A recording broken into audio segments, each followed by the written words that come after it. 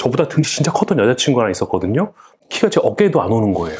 그러니까 약간 좀 살을 빼는 데도 도움이 되겠네요. 뇌 병변 여부도 저희가 확인하고 있습니다. 뇌에 이제 구멍이 이렇게 나는 그런 병이 옛날에 생기죠. 광우병 뭐 그런 거죠. 네, 혹시 종양 같은 게 있다든지 이런 것을 확인 목적으로 하고 있습니다.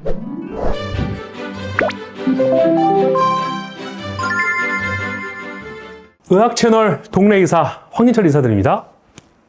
이게 사실 제가 좀 관심 있는 주제 중에 하나인데요. 어렸을 때 저 때는 국민학교 시절이었어요. 저보다 등치 진짜 컸던 여자친구 하나 있었거든요. 힘도 세고 성장이 너무 빠른 애인 거예요. 최근에 만났습니다. 너무 놀란 게 그 여자아이가 키가 제 어깨에도 안 오는 거예요. 지금 생각해보면 이거 성저숙증인가? 이런 느낌이 조금 들긴 하더라고요. 오늘 요거와 좀 비슷한 성장 호르몬 등등에 대한 얘기를 좀 듣고 싶어서요.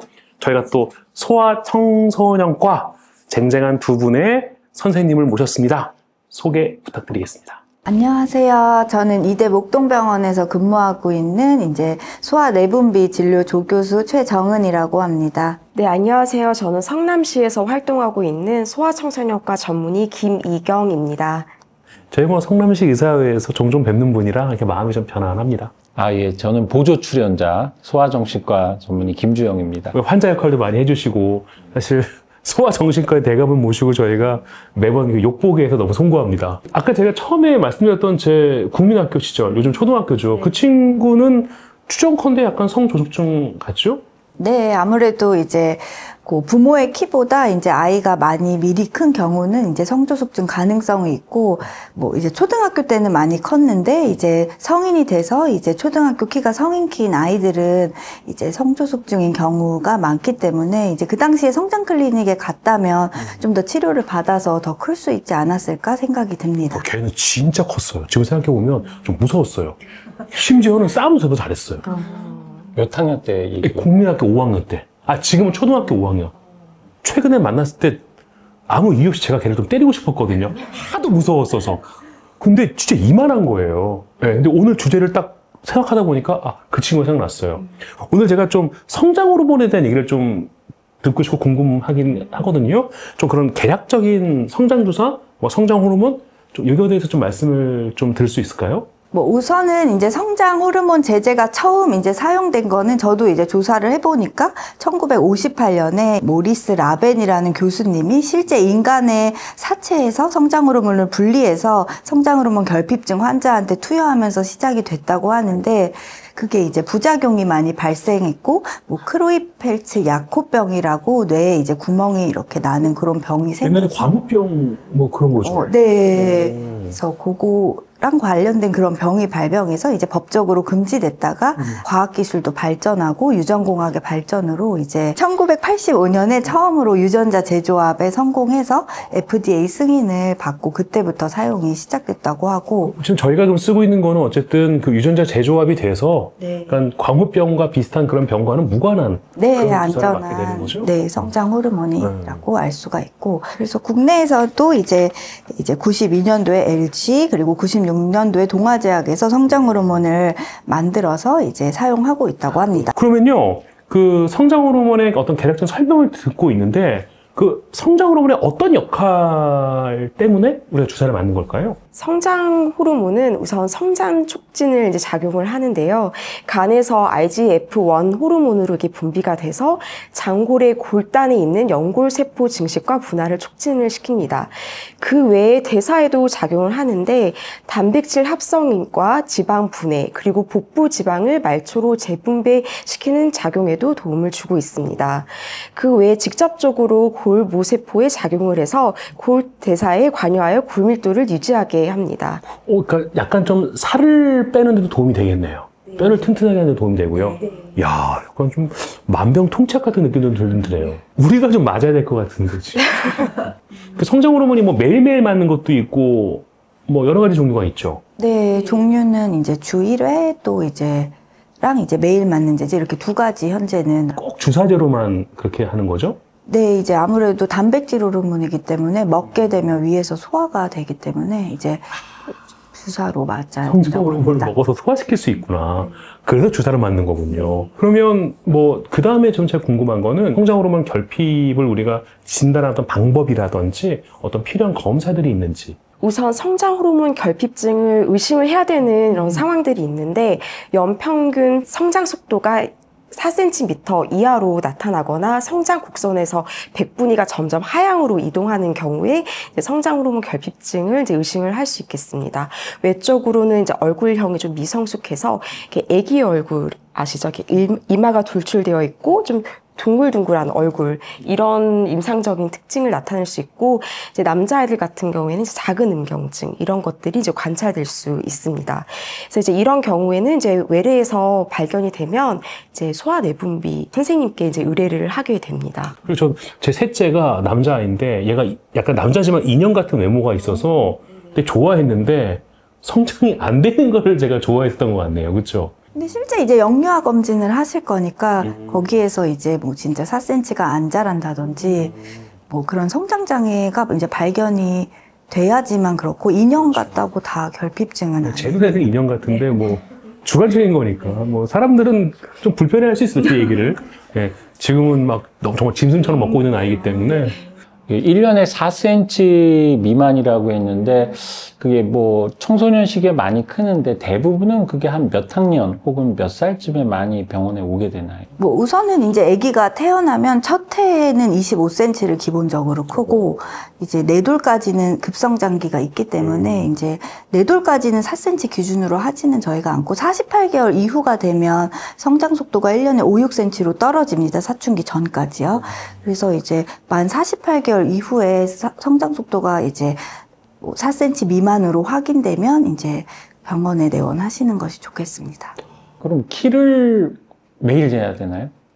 그 키 재는 요령, 시간, 간격 그래도 좀 권유하는 그런 간격들이 있을까요? 우선은 이제 키는 오전이랑 오후도 1, 2cm 정도 이제 차이가 나기 때문에 이제 키를 추적하려면 대체로 같은 기관에서 재라고 얘기를 하고 있고 이제 집에서랑 병원이랑 이제 다르기 때문에 집에선 컸는데 병원에서 작게 나온다 하기 때문에 이제 같은 기관에서 추적하는 것이 정확할 것으로 보이긴 합니다. 우리 만모 입장에서는 이제 아이의 성장 시기를 좀 놓칠까봐 좀 예의주시해야 되는 상황들이 있는데 지금 말씀하신 것처럼 이제 만 2세가 지났는데 이제 약간 성장이 좀 느린 것 같다. 우리 잘 모르니까 2살, 3살 때라 하더라도 일단은 소아청소년과를 방문하는 게 중요하겠네요. 근데 우리가 보통 영유아 검진이 있잖아요. 네. 거기서 체크될 수 있는 것들이 있죠. 우선 영유아 검진에서는 이제 기본적으로 이제 신체 검진을 하게 되는데요.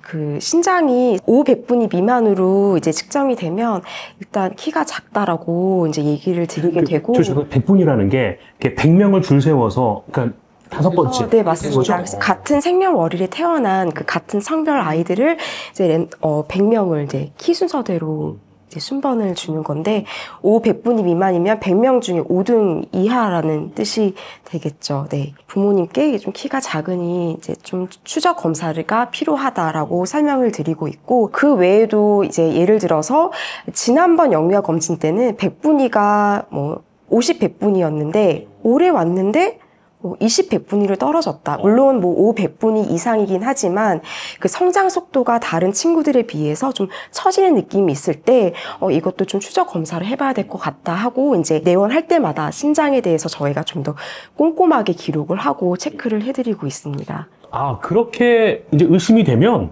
이제 검사를 좀 해봐야겠습니다. 그렇죠?